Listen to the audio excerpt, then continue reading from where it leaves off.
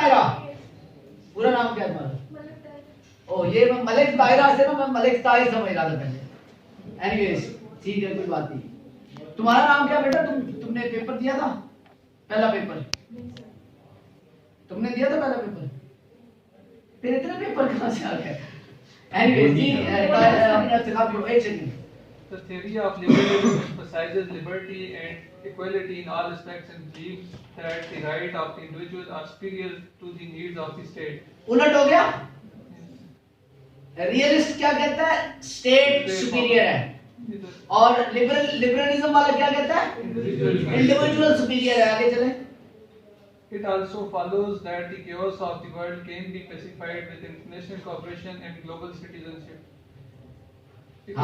Economically, liberalism values free trade above all and believes that the state should rarely intervene in economic issues as this is where problems arise. The market has a long-term trajectory towards stability and nothing should interfere with that. अच्छा, ये मैंने आपको बताया हुआ liberalism का। वैसे आपको मैंने कई पढ़ाते हुए बताया। Capitalism it's about the free economy, और इसका जो कंसंट्रेशन है अकॉर्डिंग टू फॉरेन पॉलिसी के अनुसार जो आपका इंडिविजुअल है वो रियासत से ज्यादा अहम है। इसके अंदर मैंने एक चीज नोट की थी, वो मैंने अलग से लिखी है, ये आप लोग नोट कर ले अपने पास नोटबुक के ऊपर। लिबरल इंटरनेशनलिज्म यानी liberal foreign policy. Liberal internationalism is a foreign policy doctrine. Liberal internationalism is a foreign policy doctrine that argues two main points.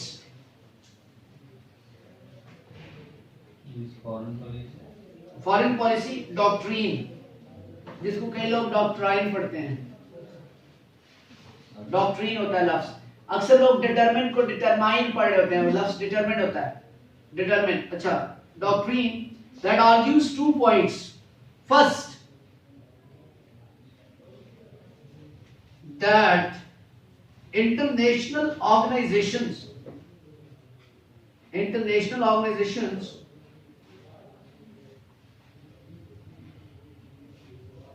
should achieve multilateral agreements. Multilateral समझते हैं? एक से ज्यादा मल्टीलेटरल, यानी मेरा अग्रीमेंट श्रीलंका के साथ भी है, नेपाल के साथ भी है, मालदीव के साथ भी है, पाकिस्तान का एग्रीमेंट, तो वो मल्टीलेटरल एग्रीमेंट्स होंगे। Achieve multilateral agreements between states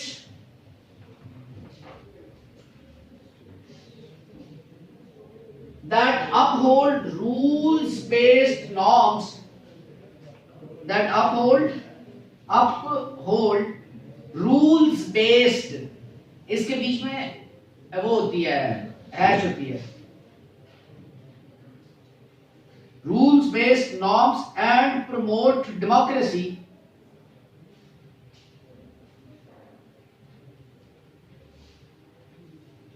इसका मतलब मुझे बताएंगे लिबरलिज्म वाला क्या कहना चाहता है इस बात के अंदर? अगर इसका मतलब आपको समझ आ गई तो इसका मतलब है आपको अखबार का आर्टिकल पढ़ना आता है, अदरवाइज आपको अखबार का आर्टिकल पढ़ना नहीं आता। इस एक फिक्रे का फर्स्ट जहां से मैंने लिखा है,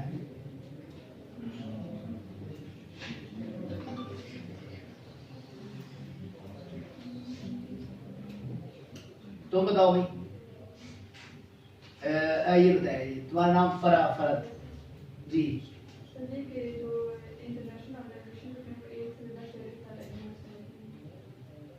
ना मेरा पुत्र ना, यही समझने वाली बात है इसके अंदर, बड़ी अहम बात है इसके अंदर। वकील साहब सर आप बताएंगे हमें?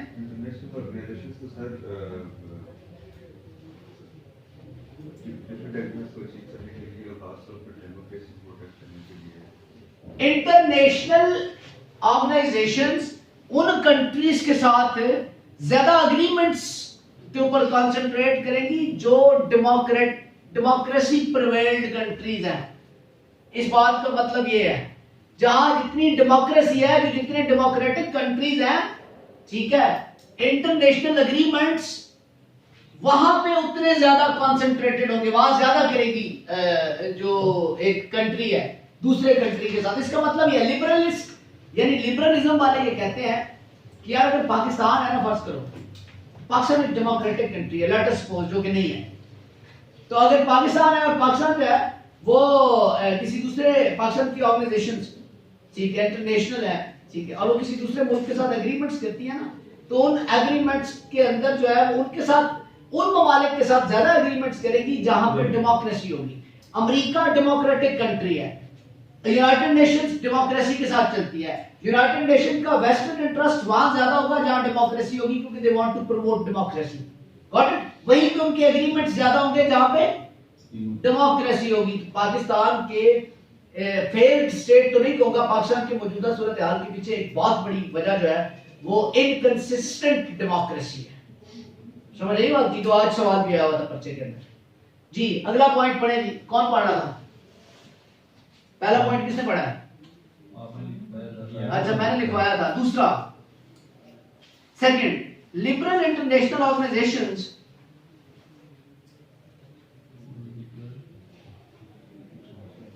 liberal international organizations can intervene in other states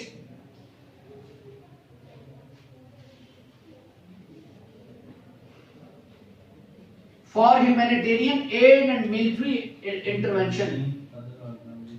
For humanitarian aid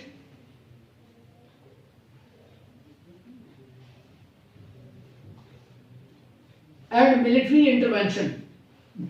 ये तो समझ आ गई ना बात की? है जी, इफ्तिखार बताएं, इन सबको बताएं। सर इन ऑर्गेनाइजेशन को अगर कहीं भी कुछ अगर इस तरह का यानी फॉर एग्जांपल कोई क्राइसिस है तो उसमें इंटरवीन करने के लिए, हाँ, किसी मुल्क के अंदर मिलिट्री इंटरवेंशन भी लिखा हुआ है। ये अपने आप को सिक्योर करने के लिए बड़े बड़े मुल्क जो है वो इस तरह के काम करते हैं, अपने रूल्स के अंदर मिलिट्री इंटरवेंशन डाल देते हैं। जैसे पाकिस्तान पे प्रेशर डाला कि अपनी फौज को ये करो, इधर करो, ये करो, हमें अड्डे दो, ये प्लान उनका। तो ये मिलिट्री इंटरवेंशन और ह्यूमैनिटेरियन एड के अंदर जो है वो हाँ जी। तो आपको ये समझ आई कि रियलिज्म और लिबरलिज्म में फर्क क्या है? रियलिज्म रियासत is superior, liberalism individual public is superior. The third one is economic structuralism. So economic structuralism means capitalism. और फॉरेन पॉलिसी के अंदर कैपिटलिज्म का बड़ा किरदार है। ये मार्क्स का कॉन्सेप्ट है ना, ठीक है। इकोनॉमिक स्ट्रक्चरलिज्म जो है ये मार्क्स के कैपिटलिज्म से निकला हुआ कॉन्सेप्ट है, तो इसको आप कैपिटलिज्म ही समझे। तो दुनिया के अंदर 99% तो कैपिटलिज्म है, ठीक है। तो रियासतें जो फॉरेन पॉलिसी बनाती हैं वो कैपिटलिज्म को भी सामने रखती हैं। मार्क्स कम्युनिज्म का नहीं, मैं बताता हूं ना, काम सारा मार्क्स का, ये मार्क्स का कॉन्सेप्ट है ना। मार्क्स ने तो कैपिटलिज्म, कम्युनिज्म, सोशलिज्म सब पे काम किया है ना। मार्क्स को कहा कम्युनिस्ट आता है, लेकिन कैपिटलिज्म का सारा काम तो मार्क्स का है। कैपिटलिज्म के ऊपर सारा काम तो मार्क्स ने किया हुआ है। सोशलिज्म पे उसने काम किया और कम्युनिज्म पे उसने काम किया। तो आइडिया तो मार्क्स का है बेसिकली। आइडिया एक्सिस्ट करता था, इसके ऊपर वर्किंग सारी की सारी जो है वो किसकी है? मार्क्स की है। जी बेटा आप पढ़े जी, हमजा पढ़ो इसको जरा। वेरी गुड, छा गए हैं मेरे पुत्र।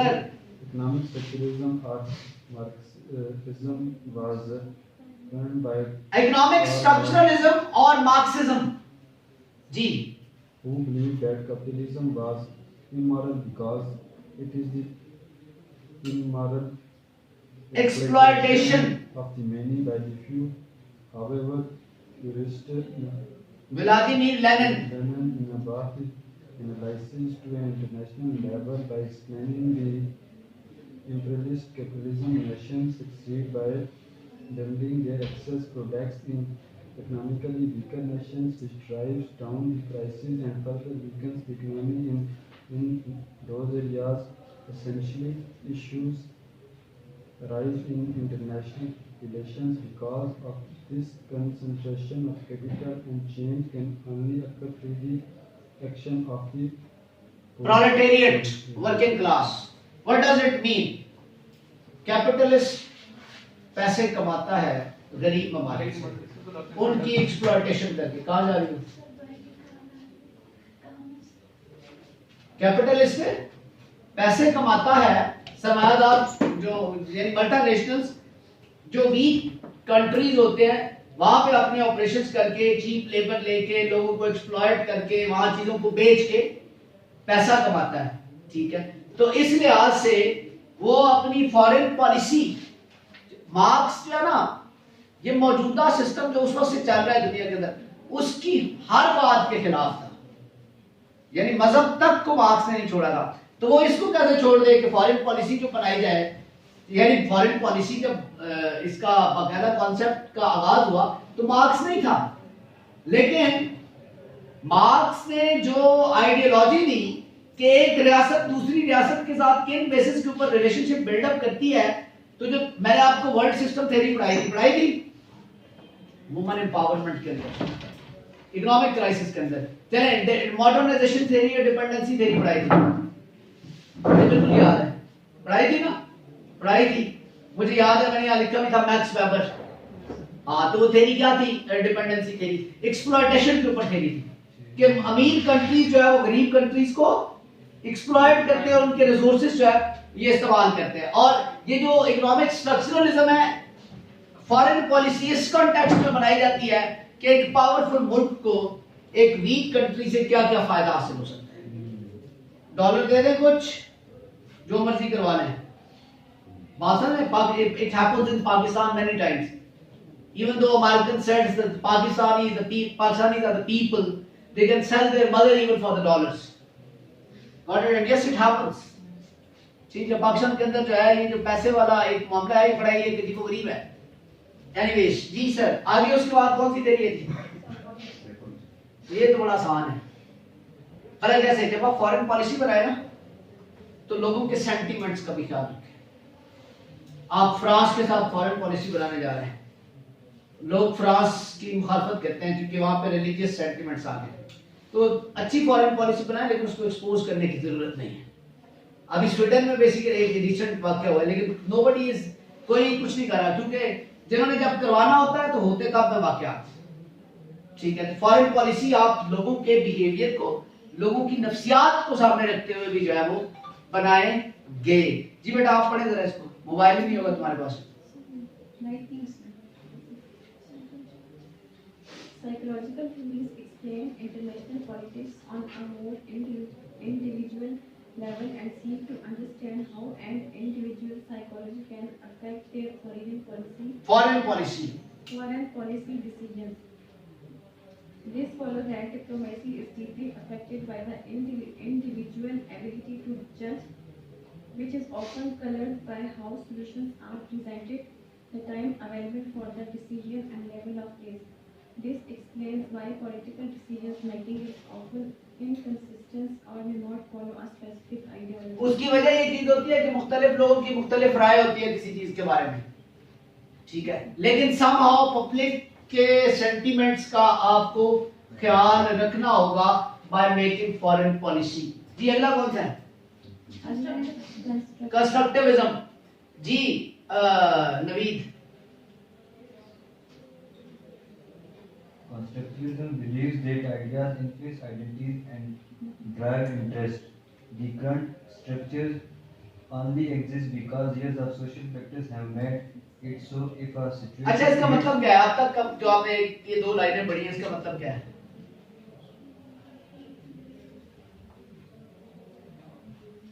The current structure only exists because years of social practice have made. आप जिस तरह की जिंदगी गुजार रहे हैं ना, ये सैकड़ों सालों की प्रैक्टिस का रिजल्ट है। एक सर्टन तरीकेकार को आप फॉलो करते हुए जिंदगी गुजार रहे हैं, सर्टन नॉर्म्स और वैल्यूज को आप फॉलो कर रहे हैं। ये आज की नहीं है, ये बहुत पुरानी है। आगे चलें, फिर आपको बताता हूँ कि इसके साथ क्या ताल्लुक है। जी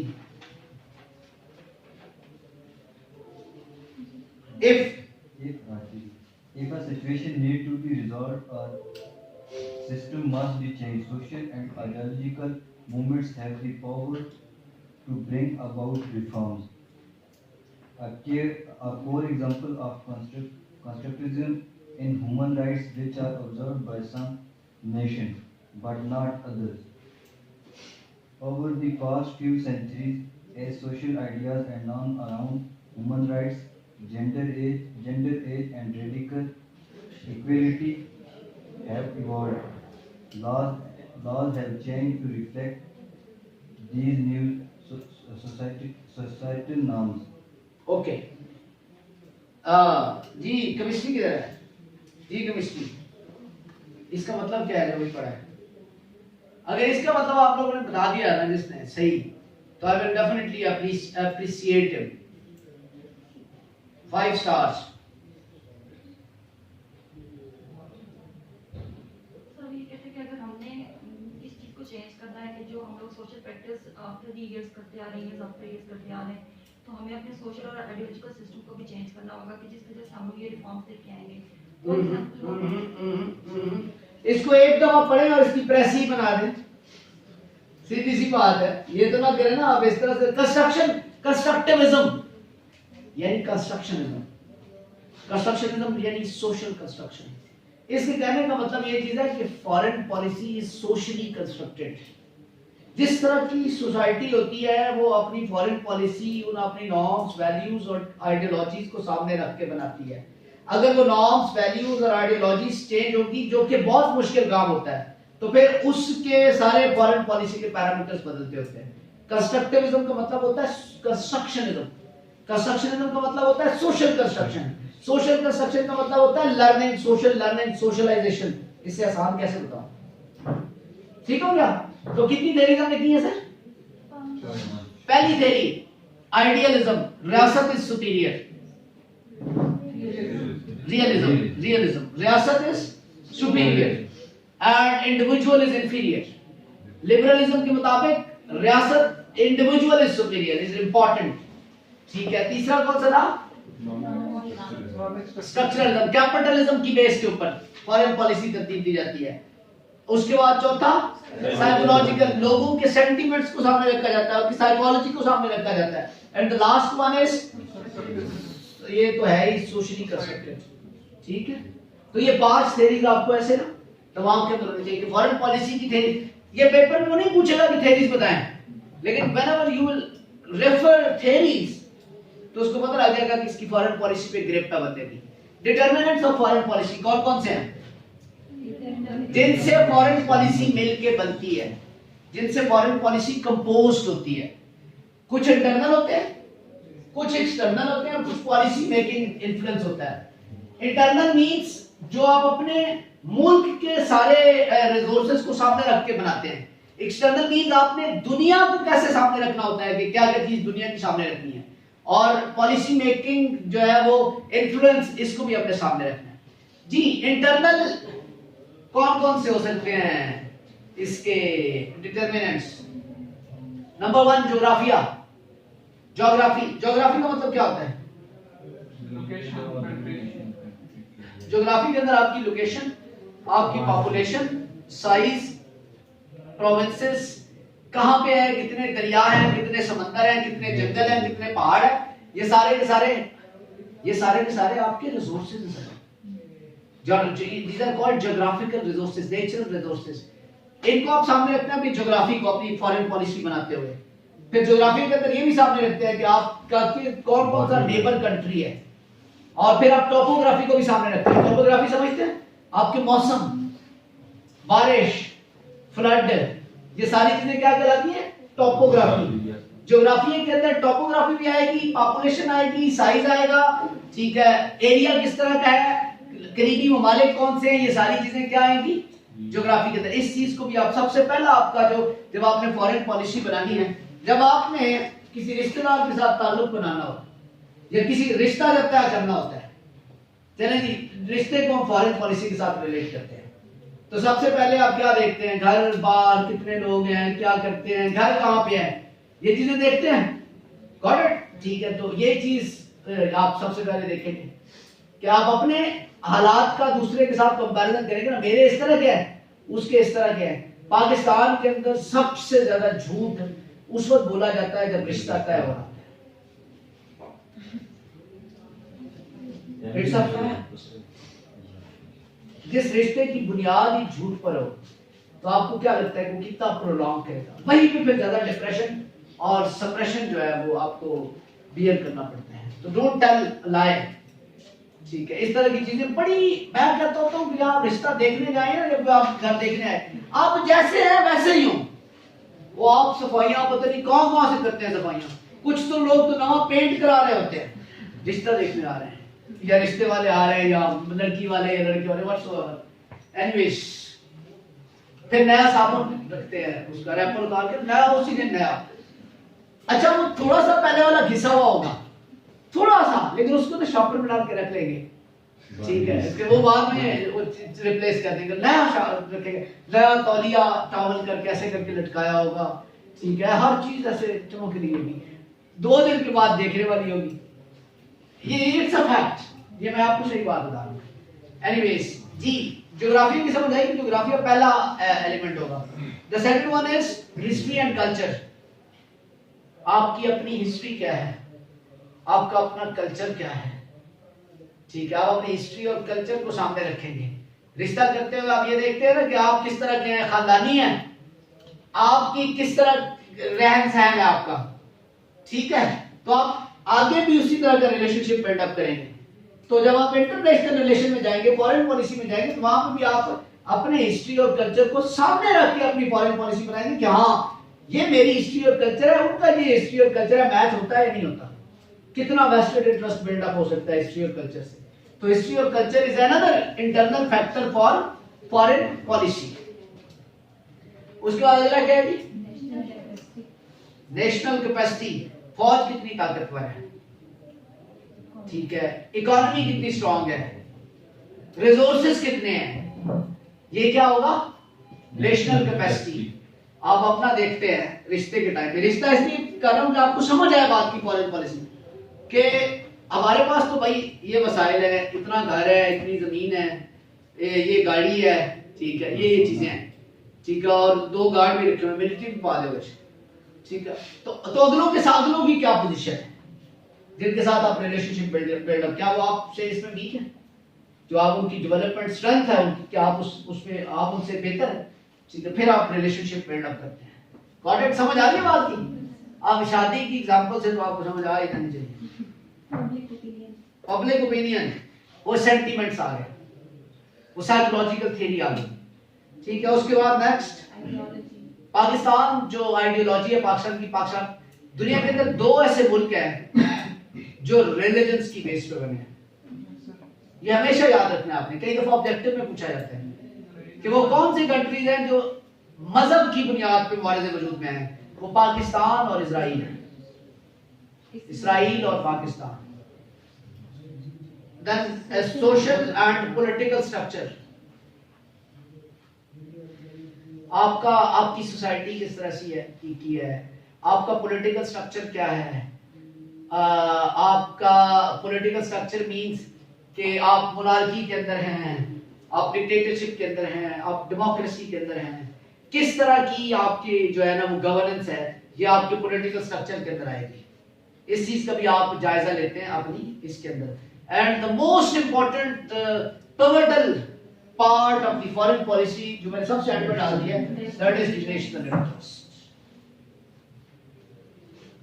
कितना फायदा होगा अगर यहाँ रिश्ता हो जाए तो? कितना फायदा होगा अगर रिश्ता यहाँ हो जाए तो? सर शादी हुई तुम्हारी कब की?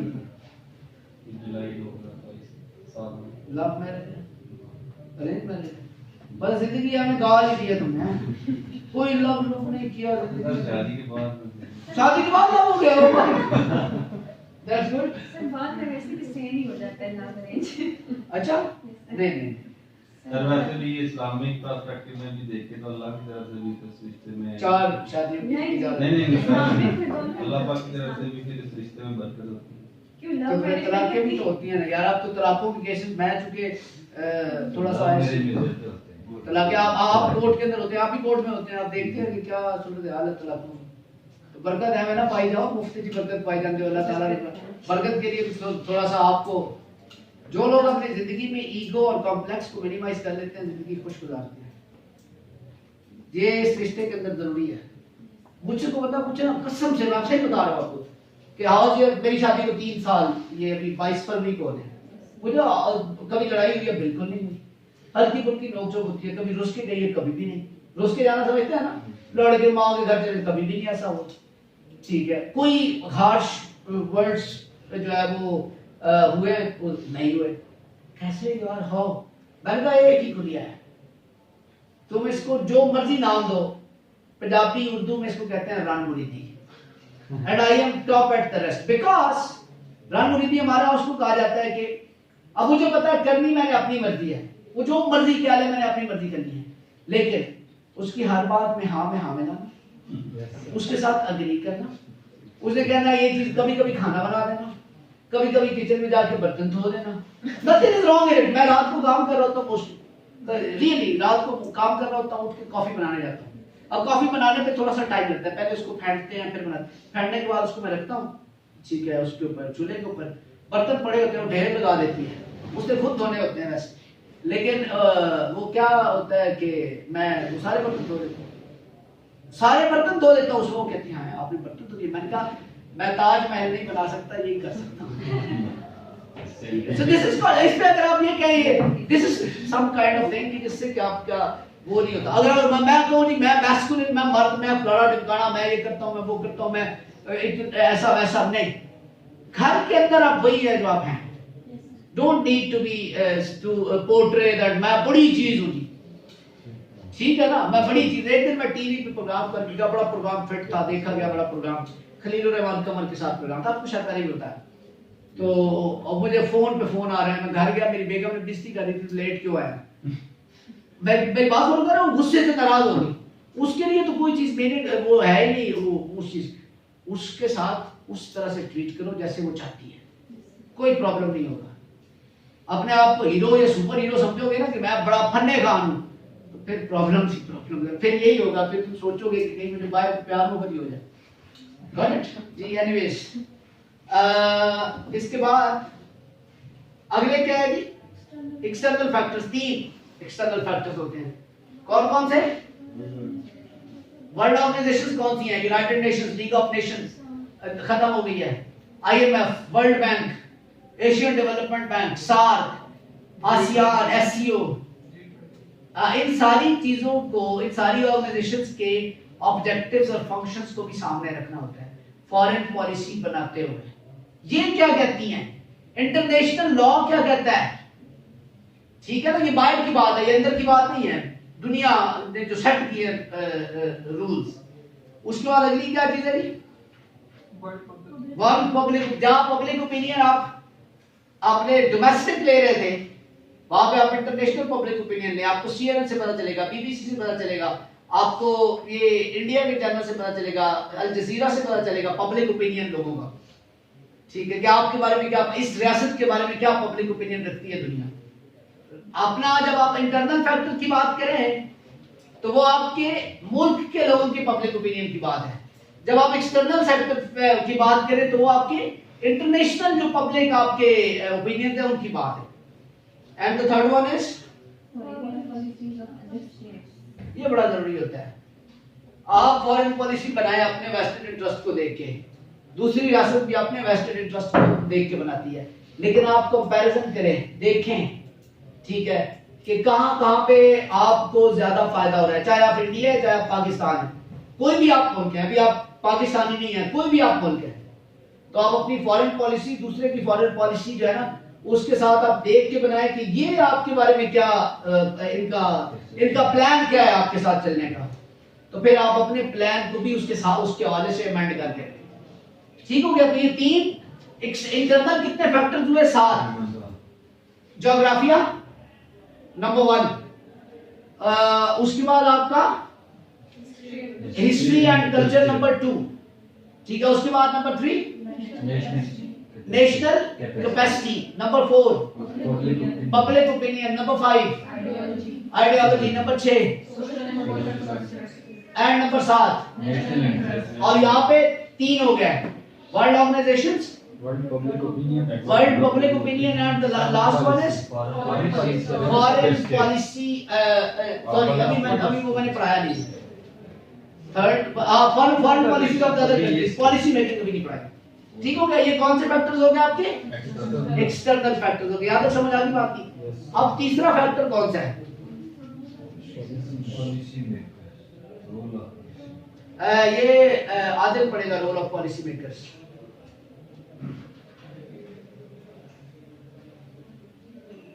Another major determining factor of foreign policy is the attitude of decision and policy makers.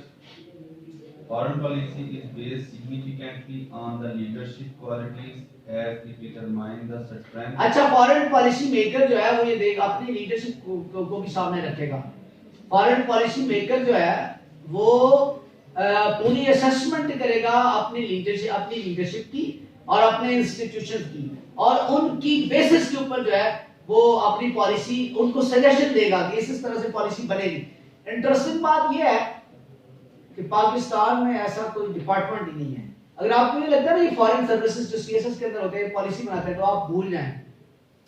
ठीक है, ये कोई पॉलिसी नहीं बनाते और ना इनकी कोई इंटरवेंशन होती है उस पॉलिसी के अंदर. किसी यूनिवर्सिटी, किसी आपने वो मेरा आर्टिकल नहीं पढ़ा था जो मैंने आपको दिया था पढ़ने के लिए, क्या था? Foreign policy in the age of globalization. उसमें एक बात मैंने क्या लिखी थी? सजेशंस पढ़ी थी उसकी? नहीं पढ़ी, याद ही नहीं है. माशाल्लाह, गुड, शाबाश. उसमें एक सजेशन लिखी हुई थी, role of universities and academia. और मैंने लिखा था यूनिवर्सिटीज, जो यूनिवर्सिटीज इंटरनेशनल रिलेशंस करवाती है, पॉलिटिकल साइंस करवाती हैं और फॉरेन पॉलिसी पढ़ाती है, वहां पे बड़े बड़े रिसर्चर मौजूद होते हैं. उन रिसर्चर्स को प्रैक्टिकली लेके आए और उनसे काम करवाए और उनसे पॉलिसीज बनवाएं. फाइनल करना फिर बाद में रियासत का काम होता है. उन बेचारों को पूछता ही नहीं, उनको कोई 10 रुपए नहीं देता कि यार ये एक पेज इसके ऊपर लिखो. Got it? सो ये बहुत बड़ा लूप होल है. पढ़ा करो यार, आर्टिकल की तो लोग नहीं पढ़ा. मैंने पता नहीं कब लिखा था, 2 साल 3 साल तो पुराना होगा, देखा आपने? तो मुझे अभी तक याद है. कमाल करते हो जी आदिल. ठीक है, बस इतना ही. तो पॉलिसी मेकिंग जो है, जो पॉलिसी मेकर है वो अपनी लीडरशिप असेसमेंट, अपने सारे सर्कमस्टांसेस को सामने रख के जो है ना वो पॉलिसीज को बनाते हैं. ठीक हो गया? तो ये 3 मेजर फैक्टर्स हैं. ठीक है, डिटरमिनेंट्स हैं जो आप फॉरेन पॉलिसी बनाने के लिए इस्तेमाल होते हैं. इंटरनल, एक्सटर्नल और आपके पॉलिसी मेकर्स जो होते हैं, रोल जो उनका होता है. तो ये हमारा पॉलिसी फॉरेन पॉलिसी का सवाल जो है, ये सिंपल सवाल है. अभी ये खत्म नहीं हुआ टॉपिक. आपको आगे जो टॉपिक पढ़ाना है वो dynamics of foreign policy, change the dynamics of foreign policy. लेकिन आज ही पढ़ाऊंगा. आज 2 टॉपिक्स और है साथ करवाने. फॉरेन पॉलिसी अभी थोड़ा दिन चलेगी, अभी अप्लाई भी होगी. तो इससे रिलेटेड, इससे मिलता जुलता टॉपिक है नेशनल इंटरेस्ट. ठीक है, वो हम करेंगे.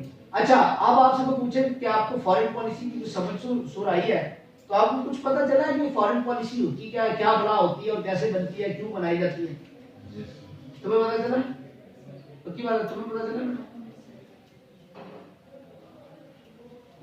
बड़ी मसरूफ हो. पता चला आपको बेटा? पहले पता था कुछ फॉरेन पॉलिसी के बारे में? सुना हुआ था फॉरेन पॉलिसी किसी का नाम होता है? तुमने हाँ सुना हुआ था. आज कुछ पता चला कि फॉरेन पॉलिसी क्या होती है? जी बेटा, आपको? जी आपको बेटा? पक्की बात है, नहीं समझ आई? मर जानी है.